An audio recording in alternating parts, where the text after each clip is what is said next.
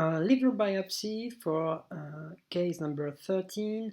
You don't need a lot of clinical data, so it's just the clinical data is just a patient with an abnormal liver biology.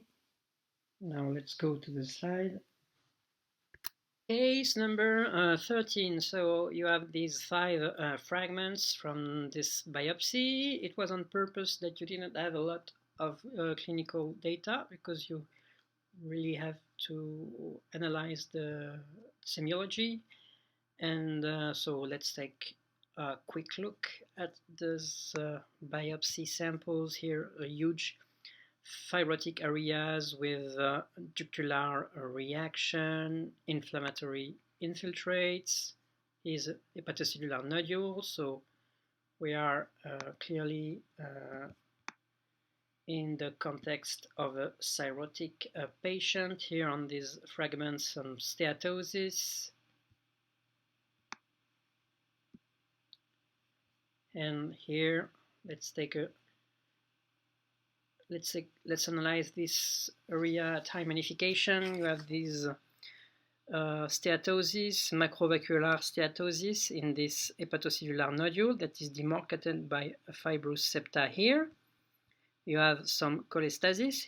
Here a small bile plug, and you have an inflammatory infiltrate with polynuclear neutrophils, maybe some very rare eosinophils. You have this ballooned hepatocytes with this huge and clear cytoplasm. Here also, you have the nucleus here, and what you have here, and also here in other cells in this field, you have some typical Mallory-Denk bodies. So we have steatosis, we have ballooning, we have clarification, we have a mixed inflammatory infiltrate, and we have Mallory-Denk bodies. So we have all the features that are suggestive of alcoholic liver disease or non-alcoholic liver disease.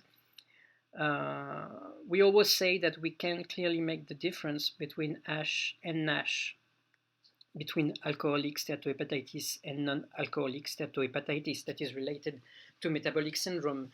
However, it is very rare in hepatitis due to metabolic syndrome to have this kind of inflammation. I think it's a little bit too much for a case of NASH, but however, you must always state that it could be also related to NASH and to metabolic syndrome. So in those cases, what I say is that I have a chronic hepatitis that is active with some necroinflammatory inflammation. I don't use the term acute alcoholic hepatitis because this is a kind of clinical picture. And I say that the features that are present on the biopsy are consistent with the alcohol intake as an etiology. So it's really a typical case. It's a very important case. I think everyone will have to assess this kind of biopsies, even if they are not clearly specialized in the liver.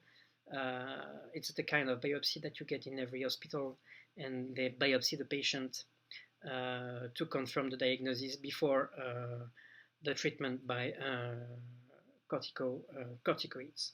Thank you.